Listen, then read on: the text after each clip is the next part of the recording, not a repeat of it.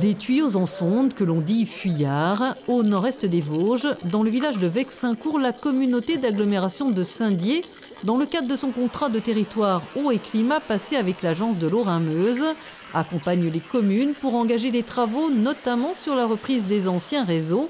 À l'heure du réchauffement climatique, c'est essentiel pour optimiser les rendements. Le fait de changer nos conduites, eh bien maintenant, nous sommes à 60-65%. Maintenant, nous espérons aller jusqu'à 80% et ça serait vraiment extraordinaire. Vexincourt ne manque pas d'eau, pour preuve le débit des fontaines, mais l'été dernier, une vingtaine des 77 communes de l'agglomération des Hauts-Daciennes a connu des difficultés d'approvisionnement.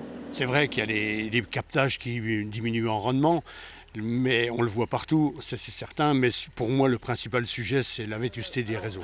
On a des conduites qui sont au plomb, des branchements qui sont au plomb. Donc ces branchements, bien sûr, même que la qualité soit bonne, il faut qu'elle perdure, la qualité. Des travaux sur les réseaux, mais aussi la renaturation des sols font partie des actions du contrat territoire eau et climat. La cour de l'école de Fraise, végétalisée il y a 3 ans, en est un bel exemple. Les eaux pluviales y sont également récupérées et utilisées pour le potager. Nous avons différents espaces dans notre cour de récréation qui va nous permettre de pouvoir avoir des îlots de fraîcheur. Ces îlots de fraîcheur où les enfants vont pouvoir jouer plus calmement. Et puis c'est l'avenir en fait, tout simplement, puisque aujourd'hui une cour avec du macadam, c'est plus possible pour des enfants. Quand on voit les canicules qui existent en ce moment, il vaut mieux quand même avoir une cour végétalisée. En quoi c'est important d'avoir des arbres dans la cour de l'école? Pour s'abriter quand il y a du soleil. C'est pour rafraîchir. Et aussi pour avoir de l'ombre.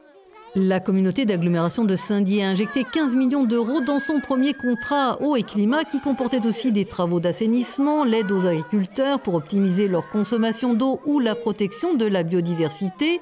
En le renouvelant pour la période 2025-2028, elle compte investir 22 millions d'euros qui devraient être aidés par l'agence de l'Ain Meuse à hauteur de 10 millions.